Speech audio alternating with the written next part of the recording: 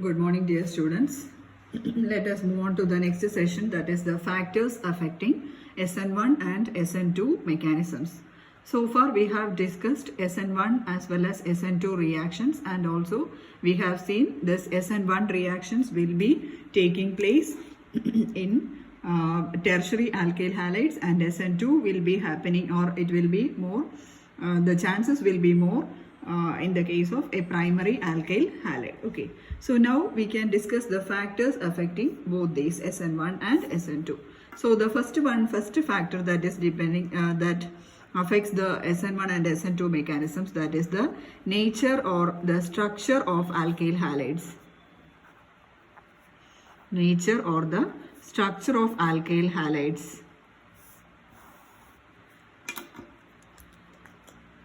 Say for example, let us consider the alkyl halides, a primary alkyl halide, that is CH3X.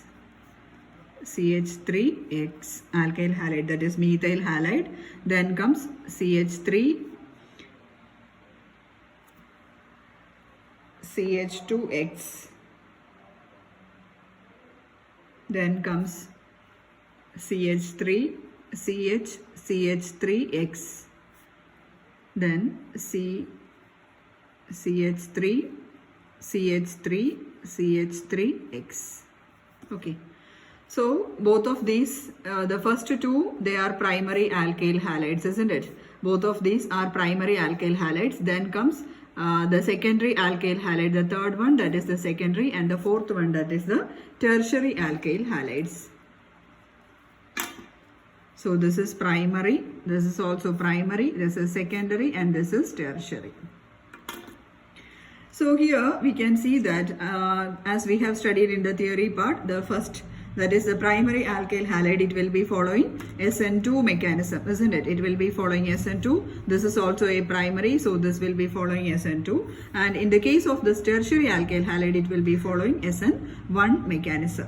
Okay, and also while comparing these in the case of secondary alkyl halides, it will be it can follow both SN1 and SN2 mechanism. Either it can follow SN2 or it can follow SN1. So by following these two mechanisms, two different products will be formed.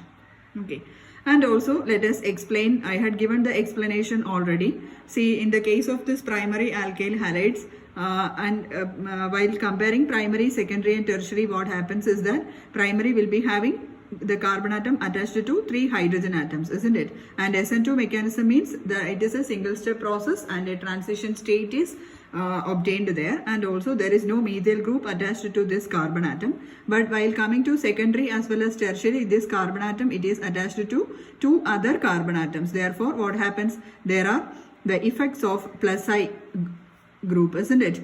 3 CH3 groups are there. 3 CH3 group means it is having a plus I effect, isn't it? So that means it will be releasing electron towards this particular carbon atom. So what happens here, the electron density will be increasing at this carbon atom.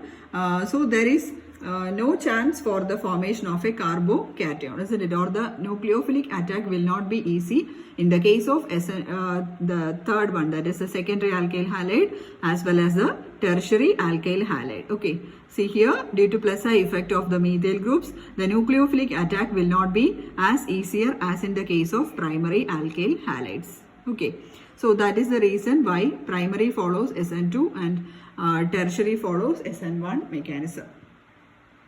And also here, as we move on from primary to tertiary, the mechanism changes from SN2 to SN1. Okay.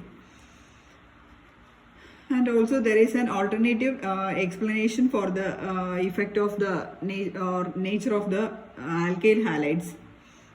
Say for example, the stability means the stability of the carbocation. Say for example, CH3 plus methyl carbocation, then comes CH3, CH2 plus, then comes CH3 twice CH plus, then comes CH3 thrice C plus, isn't it? So the tertiary carbocation is more stable. Therefore what happens, the more stable the carbocation means it will be having the lower activation energy.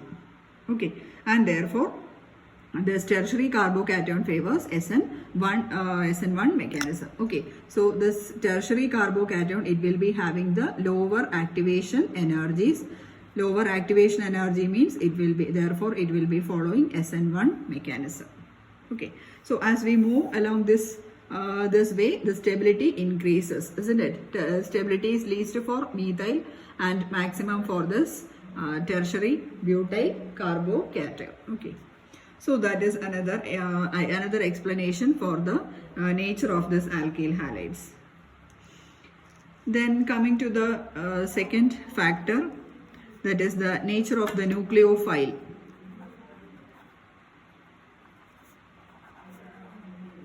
Nature of the nucleophile. See, we have seen this nature of the nucleophile in the differences in that particular column, isn't it, in the last video? And also see here, in the case of SN2 and SN1, for SN1 and SN2, I'll be writing it in two different columns. For SN1, weak nucleophile and low concentration. Weak nucleophile and low concentration of the nucleophile favors SN1 mechanism. Okay, lower concentration of nucleophile and weak nucleophile favors SN1 mechanism, while in SN2, powerful nucleophile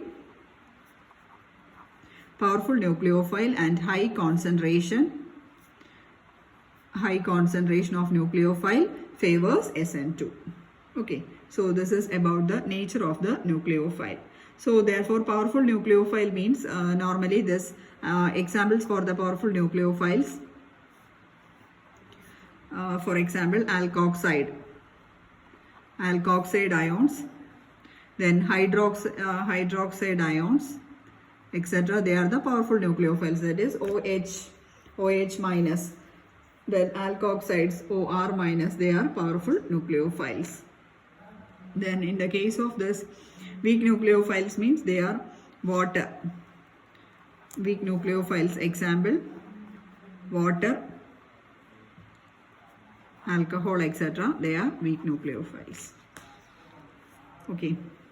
Then comes the third one, that is the nature of the solvent.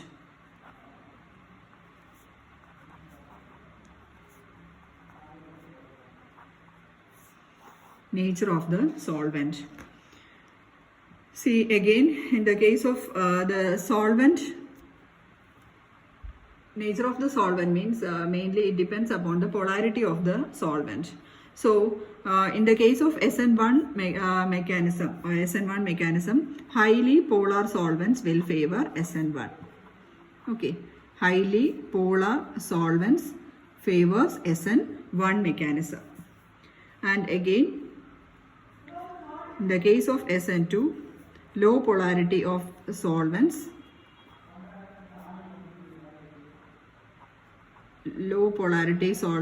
favor SN2 mechanism. Okay, that means increase of the polarity of the solvent slows down this SN2 reactions. Okay, increase of polarity of the solvent, that means highly polar solvents, it slows down SN2 reactions, or it favors SN1 reactions. Okay, so these 2 points you have to note down, SN1 and SN2. SN1 is highly polar solvents favor highly polar solvents, then low polar solvents favors SN2. Then the last factor affecting this,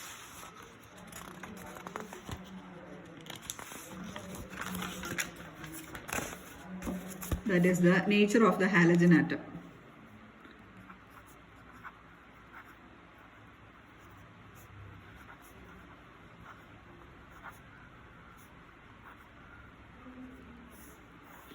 Nature of the halogen atom.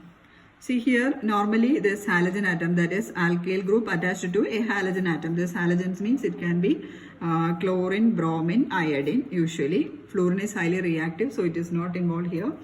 So chlorine, bromine, iodine, and usually it does not have an effect on the reaction mechanism. Halogens has no effect on reaction mechanism.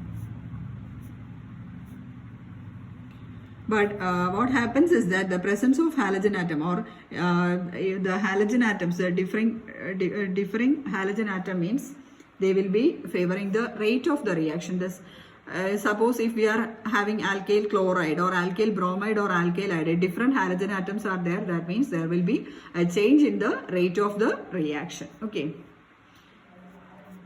Rate of the reaction will be changing as a result of the presence of chlorine, bromine and iodine. Okay. And also the rate will be like this: Ri, alkyl iodide greater than alkyl bromide greater than RCl or alkyl chloride. And this order, this is the rate of the reaction. That means alkyl iodide will be the most reactive and alkyl chloride will be the least reactive. Okay, alkyl iodide is the most reactive, or the rate will be high for alkyl iodide. Rate high for alkyl iodide and the rate is least for alkyl chloride. And also this order of the reactivity, it is common for both SN1 and SN2 reactions. Okay, so this is about the the factors affecting the both SN1 and SN2 reaction. So the first factor, that is the nature or structure of the substrate or nature of structure of the alkyl halide. Then comes nature of the nucleophile. Weak and low nucleophile favors SN1. Powerful and high concentration of the nucleophile favors SN2. Then comes nature of the solvent. Highly polar solvent favors SN1 and low polar solvents favors SN2 mechanism. And the last point is the nature of the halogen atom. Normally there is no effect on the nature of the halogen atoms, but the rate of the reaction varies with the change in halogen atom, and also the reactivity or the rate will be like this: Ri greater than, Rbr greater than RCl, and this rate, it is same for both SN1 as well as SN2 reactions. Okay.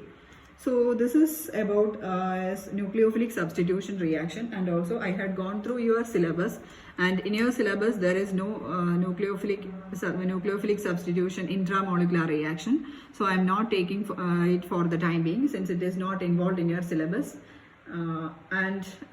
So in our next video we are going to discuss about the elimination reactions and the different types of elimination reactions. Mainly two types: unimolecular elimination and bimolecular elimination reactions are there. And also in this elimination reaction, one or two rules are coming, that is Saytzeff's rule and Hoffman's rule are coming. That also you have to study. Okay, that we can discuss in our next video. So thank you.